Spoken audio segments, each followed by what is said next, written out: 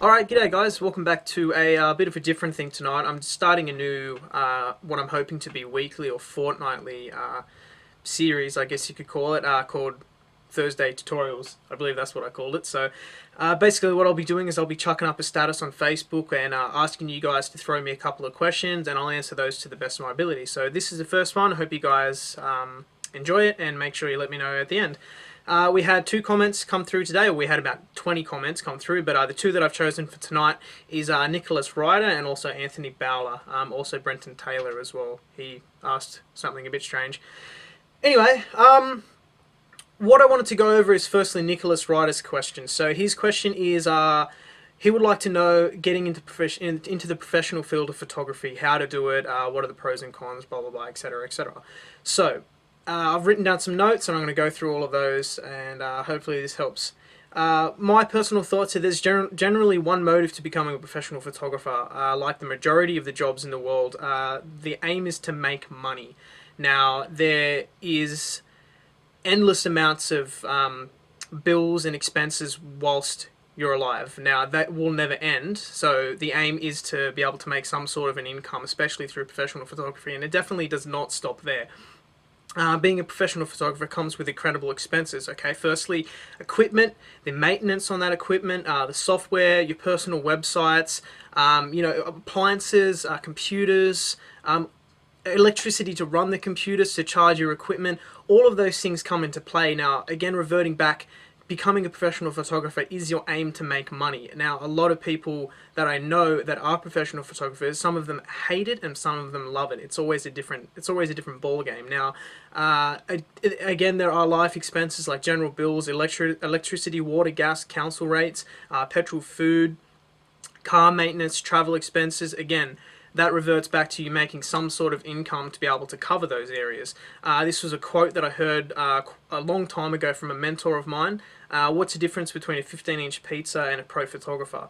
The answer is a pizza can feed a family of 4. Initially, what that is saying is, being anything in life, you need to be able to cater and support your lifestyle, your family, and anything that reverts back to expenses and money.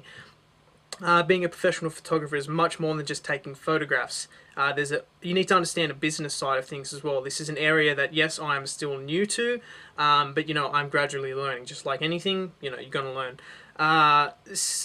The business side of things is things such as being able to send correctly laid out and formatted invoices to specific clients. Some clients can be very picky on how they want their invoices laid out. Understanding a taxable income, GST, and without any of this knowledge, becoming a full-time photographer can be very difficult. I think you're going to fall back into just having a hobby on the side. You need these skills to be able to progress further as a professional photographer.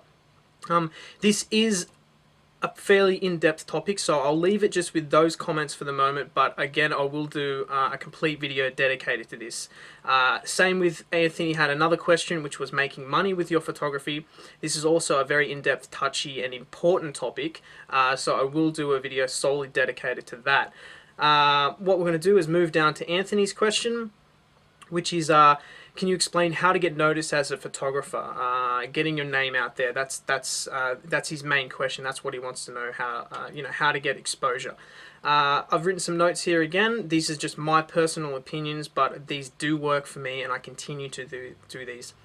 Firstly, and possibly most importantly, is be energetic, happy, and love what you do. That is a big thing for me. Good feelings and representation, good feeling and presentation rub off on those around you. If you're a visually happy person, people won't be afraid to come up and talk to you, especially at weddings. That goes for any event, doesn't matter what you're doing, doesn't matter if you're shooting in the park, doesn't matter if you're shooting a corporate event, doesn't matter if you're shooting weddings, doesn't matter if you're shooting product and there's no one around.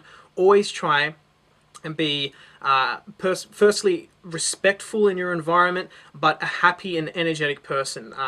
That way, when people see you, if they see someone running around with a camera taking photographs and he looks like he's pissed off and he's not having a good time, they won't want to come up and talk to you. Even if it doesn't revolve into another job, they don't want to come up and talk to you. So you may not get a future job out of them. If they see you being a happy and overall energetic person, they're going to say, oh, I'll walk up to him and say, "G'day, my name's Tom. Oh, I've got some kids that you might you want a photograph, I can give you some money for it. So being that kind of a person can always lead into different areas and different jobs. So I definitely recommend being energetic, happy, and loving what you do, taking photographs. Always have your best photographs on you. This is very important as well. Whether it's digital prints, albums on an iPhone or any kind of a smartphone, an iPad, portfolio books, any way to display your work is very important.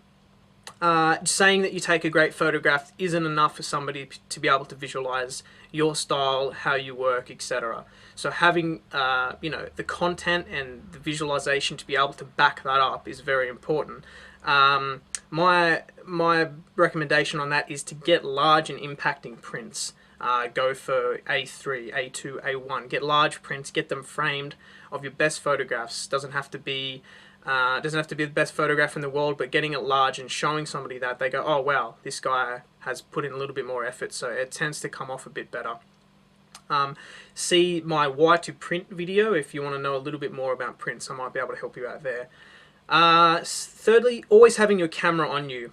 For instance, if you see someone wearing a dirty shirt with a tool belt hanging off them, chances are they're a builder or a constructor or a concreter or some sort of a tradesman. Their tool belt is their identity. Having your camera on you is your identity. Obviously, not everyone that carries a camera around is a professional photographer or even a photographer. They may be just holding it for a friend. But having your camera on you and taking photographs shows what you do, what you love to do, what you do professionally, what you do as a hobby, any different avenues. So having it with you is very important to me as well. Utilize free social media websites such as Facebook, YouTube, MySpace, Twitter, any of those things. I cannot express how important it is to be socially active online. It's just as important as going out there and meeting new people. I've got here the word of mouth and the like button are two very incredible things. I've had a lot of jobs come through Facebook, through these tutorials. People see these and know that I take photographs, and obviously can see that I love what I do. So I can get work out of it that way, and that reverts back to everything that we've been speaking about. That is a job that has paid, it doesn't matter what kind of a job it is. If it's a $200 job, if it's a $2,000 job, it doesn't matter. That can pay, my next tank of petrol or my next electricity bill, whatever. And that's all coming through social networking sites. Shoot some things for free and get a better collection of images to add to your portfolio. If you know a friend that is doing a fashion show for a TAFE assignment or anything like that, or it doesn't matter what it is, if you go to the city and just take some photographs, or you want to shoot a wedding for free, it doesn't matter what you're doing. If you see an opportunity to take photographs, then go for it, because those photographs can lead to future work, future paid work. So again, reverting back to everything that we've mentioned. So I think shooting things for free at the start is very important, because then later on down the track, when you have a collection, you have an arsenal to be able to back your story up, you are able to get paid work out of it. Again, another one, attend photographic walks, seminars and classes, meeting contacts, whether you're doing a TAFE course, university, anything to do with photography, free photo walks in the city sometimes, online webinars. You meet contacts and you meet people that way. Sometimes you may meet somebody that has experience in wedding photography, so they might get you to come along as an assistant, whether you do it for free or whether they sling you some cash for it. You never know who you're going to meet. Again, I do a lot of events for free at times, or I do them for very, very cheap, because I don't know who I'm going to meet there. I learned that from my mother, and she was 100% spot on, so kudos to her. She's a videographer as well and an editor. She's been doing it for 35 years and a big mentor of mine. I look up to her because she saved my ass a lot of times, so I love her for that. Lastly, photograph something. A shop, a family building, office, doesn't matter what it is. Go and get it framed, print it. So go and get it printed, then framed. That's usually the way you would do it. You wouldn't get something framed first. Go and get it printed, then framed.